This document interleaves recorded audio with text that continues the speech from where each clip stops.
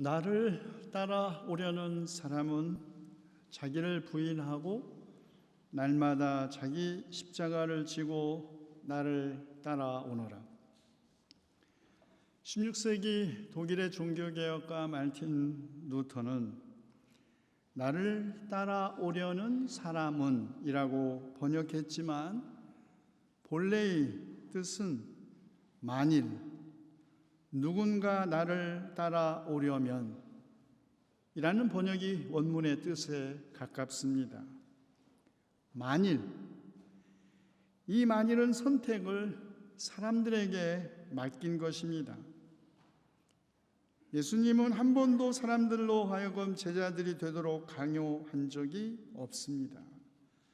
예수님은 다만 사람들의 자유로운 결단을 촉구했을 뿐입니다. 지금도 예수님을 따른다는 것은 그 누구에게도 강요될 수 없고 그 누구로부터도 기대될 수 없습니다.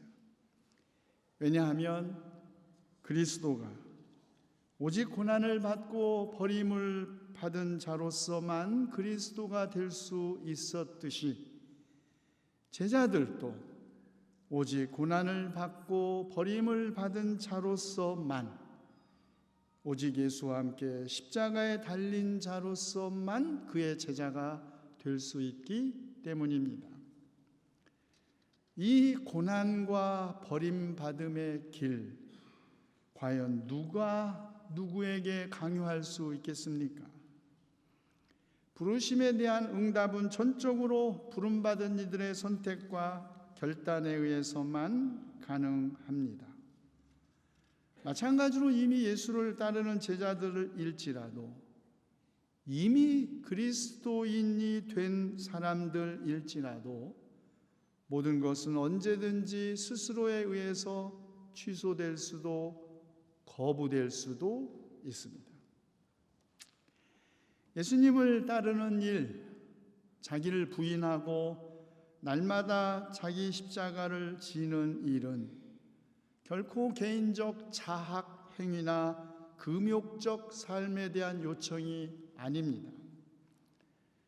자기를 부인하고 라는 말씀은 헬라어 원문에 따르면 자기를 버리고 라고 되어 있는데 이 애매하기도 하고 모호하기도 한 이 말을 더욱 분명히 하기 위하여 예수님 스스로 누가복음 14장 25절에서 이렇게 말씀하십니다. 누구든지 내게로 오는 사람은 자기 아버지나 어머니나 아내나 자식이나 형제 자매뿐만 아니라 심지어 자기 목숨까지도 미워하지 않으면 내 제자가 될 수 없다.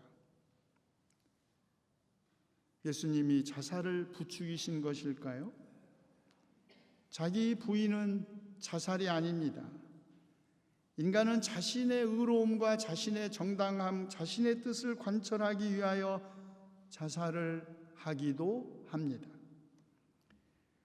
자기를 부인한다는 것은 자기 자신이 아니라 오직 그리스도만 아는 것, 자기를 부인한다는 것은 자기를 버리고 오직 그리스도만을 취한다는 것, 자기를 부인한다는 것은 우리 앞에 놓인 힘든 길이 아니라 우리보다 앞장서 가시는 그리스도만 바라본다는 것을 의미합니다.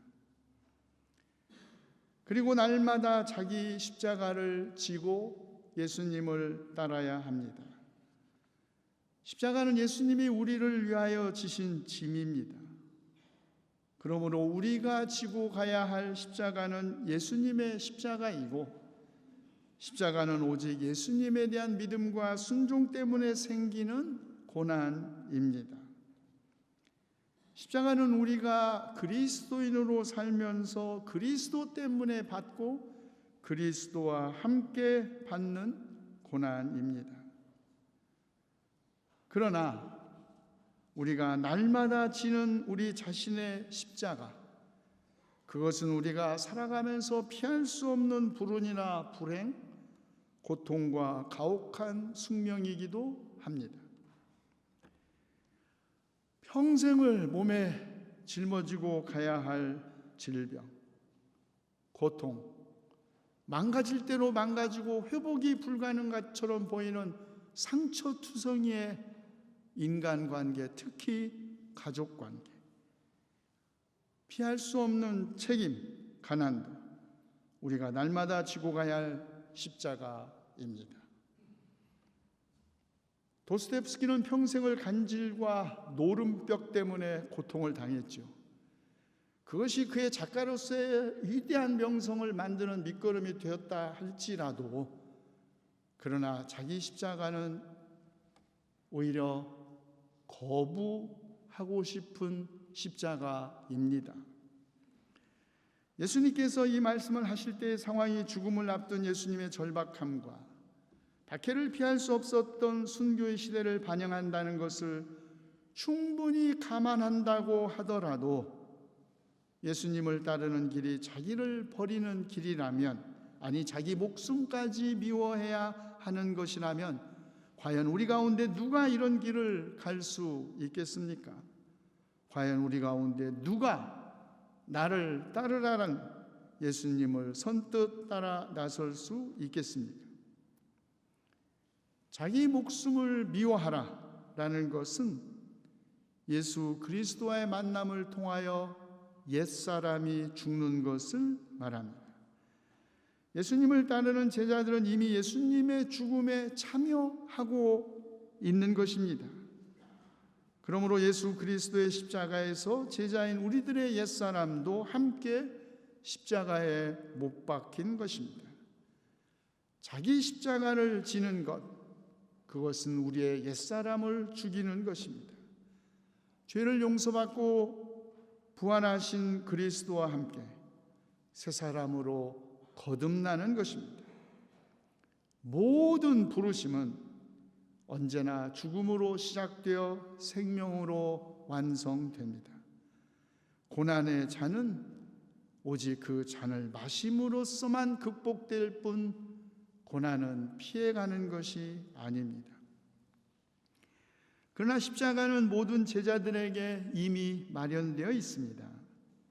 하나님은 우리가 각자 져야 할 알맞는 십자가를 만들어 놓으신 것입니다.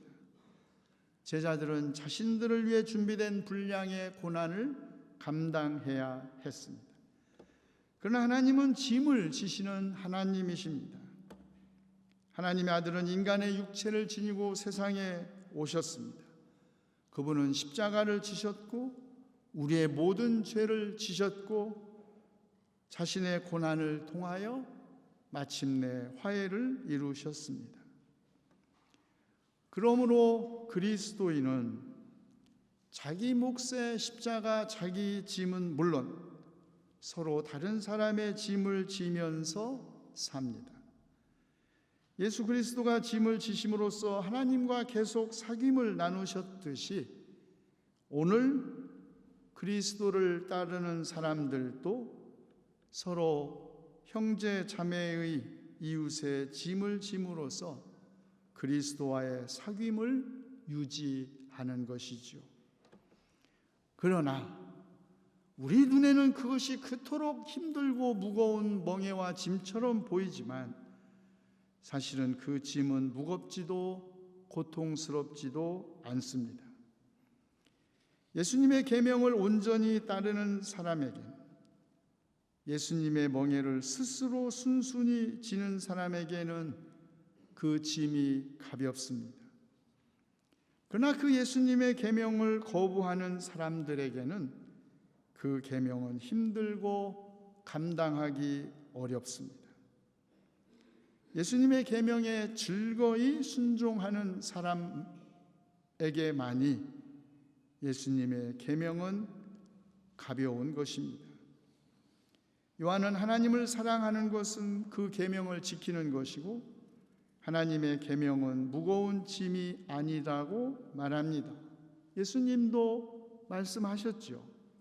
수고하고 무거운 짐진 자들아 다 내게로 오라. 내가 너희를 쉬게 하리라. 나는 마음이 온유하고 겸손하니 나의 멍에를 메고 내게 배우라. 그리하면 너희 마음이 쉼을 얻으리니 이는 내 멍에는 쉽고 내 짐은 가벼움이라. 저희가 보기에 주님의 멍에는 어렵고 주님의 짐은 사실 부담을 넘어 너무 무겁게 보이는데 왜 주님은 그 멍에가 쉽고 짐은 가볍다고 말씀하시는 것일까요? 주님의 멍에가 쉽고 그 짐이 가벼운 이유, 그것이 우리의 멍에와 짐이 아니라 주님의 멍에이고 주님의 짐이기 때문입니다.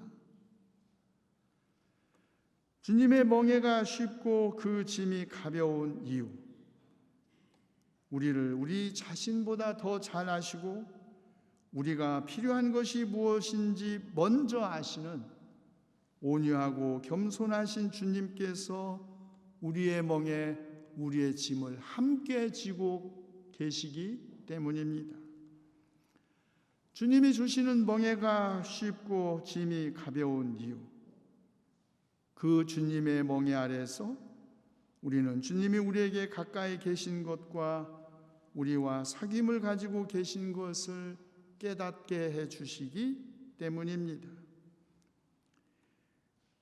주님의 멍에와 짐 아래에서 우리는 죽음도 삶, 천사들도 권세자들도 현재일도 장래일도 능력도 높음도 깊음도 그 밖에 어떤 피조물도 끊을 수 없는 그리스도 안에 있는 하나님의 사랑을 깨달을 수 있기 때문에 그 멍에와 짐은 가볍고 기쁨이 되는 것입니다.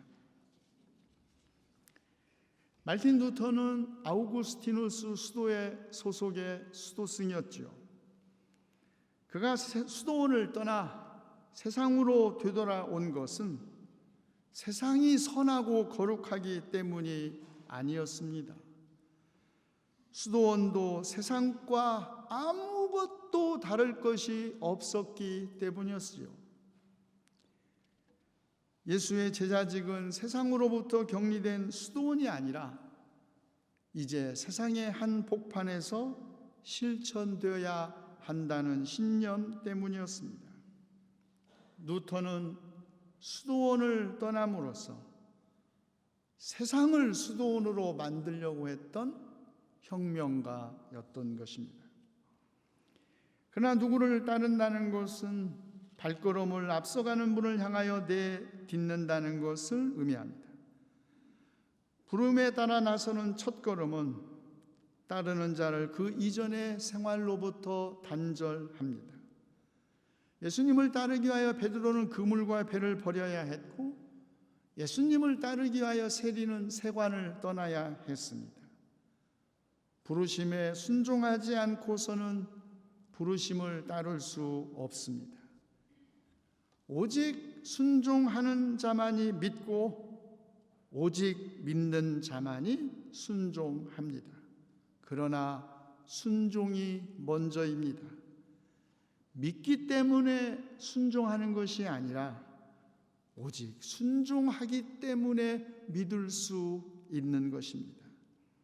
순종은 믿음의 시작이자 마지막입니다. 중세 스콜라 신학자 안셀무스는 이렇게 말했죠. 나는 믿기 위해 이해하는 것이 아니라 이해하기 위하여 믿는다. 신앙의 역설은 이해되어야 믿을 수 있는 것이 아니라 믿어야 이해되는 것입니다. 믿음이 무엇인지, 하나님은 과연 살아계신지를 깨닫기를 원하십니까? 그분의 말씀 단 하나라도 순종하고 실천하면 됩니다. 하이델베르크 신학자, 평생을 역사적 예수에 바친 타이세는 그냥 한마디로 이렇게 말했죠. 추체험, 나하 에어 파레. 그분이 간 길, 뒤따라 가는 길, 그것이 무엇이 됐든 그 말씀 하나라도 실천하는 것. 그러면 그 길의 마지막에 우리가 예수님처럼 될 것이라는 약속, 이것이 믿음입니다. 제자들은 예수 때문에 모든 걸 잃었지만 제자들은 하나님 안에서 모든 것을 가진 존재가 되었습니다. 여기에 제자들의 비범성이 있는 것입니다. 그리스도인이 된다는 것, 그리스도인답다는 것은 무언가 특별한 것, 무언가 다른 것, 무언가 비범한 것, 당연하지 않은 것입니다. 예수님은 제자들에게 바리새파 사람들을 능가하는 의를 요청하셨습니다. 그리고 이 비범성의 본질은 십자가에 달리신 분의 사랑 안에 있는 고난, 곧 원수 사랑입니다. 그러나 제자들은 사람들에게 보이려고 자신의 비범성을 행해서는 안 되었습니다. 제자들의 비범성은 은밀하게 훈련되어야 했고 근심 없는 단순한 삶으로 표현되어야 했습니다. 그것을 나타내시는 분은 오직 하나님 자신입니다. 기도는 골방에서 해야 하지만 제자들의 삶은 등경 위의 등불처럼 산 위에 세운 마을처럼 그 누구도 숨길 수도 그 누구에 의해서도 감춰질 수 없습니다. 예수님을 따르는 길, 자기를 버리는 길, 그것은 자신의 몸을, 자신의 육체를 비범하게 훈련하고 육체의 교만을 무너뜨리는 것입니다. 한국교회, 오늘의 이른바 보수집단은 육체 훈련, 율법의 준수는 하면서 육체의 교만은 무너뜨리지 못하는 데 문제가 있고, 한국교회 이른바 소위 진보집단은 육체의 교만은 무너뜨리면서 육체의 훈련, 율법은 준수하지 않는 문제를 보여줍니다. 보수집단은 복음을 문자적으로 해석하지만 복음의 정신을 실천하지 않는 데 문제가 있다면, 진보집단은 복음적 자유라는 이름으로 복음적으로도 정당한 훈련을 배척합니다. 오직 믿음으로라는 종교개혁의 명제를 오직 입과 머리로만 믿고 실천하지 않는 죽음 믿음으로 혼돈하는 진보집단, 복음의 자유라는 이름으로 율법의 엄격함을 비난하면서 믿음을 단지 시민적 교양으로 생각하는 것이야말로 하나님을 가볍게 여기는 행위 아니고 무엇이겠습니까? 주님은 율법을 폐하러 오시지 않고 율법을 완성하러 오셨고, 율법에서 한 획이 빠지는 것보다 하늘과 땅이 없어지는 것이 더 쉽다고 말씀하셨습니다. 만약 믿음으로 살아간다는 것이 오늘 우리들의 육체와 버리는 마음의 끝없는 온갖 투쟁이 아니라면 그것은 대관절 무엇이란 말인가? 디트리히 보네퍼는 감옥에서 죽음을 앞두고 자유의 도상에 있는 정거장이라는 시에서 이렇게 말했습니다. 그대가 자유를 찾아 떠나려고 하거든 욕망과 그대의 지체가 그대를 이리저리 끌고 다니지 않도록 먼저 그대의 감각과 영혼을 훈련하는 법을 배워라. 정신과 육체를 정결케 하고 그대에게 정해진 목표를 찾아 거기에 복종하고 또 순종하라. 자유의 비밀을 경험한 사람은 없다. 그것은 오직 훈련에 의할 뿐이다. 정신과 육체를 정결케 하고 오직 주님께 순종하는 데서 오는 구원의 기쁨과 복음의 자유, 성도 여러분과 함께 하시기를 기원합니다. 아멘. 내가 하는 모든 일에서 주님을 인정하라. 그러면 주님께서 내가 가는 길을 곧게 하실 것이다. 스스로 지혜롭다고 여기지 말고 주님을 경외하며 악을 멀리하여라. 그러면 이것이 너의 몸에 보약이 되어 상처가 낫고 아픔이 사라질 것이다. 지혜자의 잠언을 힘입어 기도하오니 주님, 저희가 주님의 훈계와 책망을 즐겨 듣고 오직 주님 말씀에 순종하여 약속하신 주님의 숨겨진 믿음의 보화를 발견하는 기쁨을 얻게 하여 주시옵소서. 우리 주 예수 그리스도의 이름으로 기도하옵나이다. 아멘.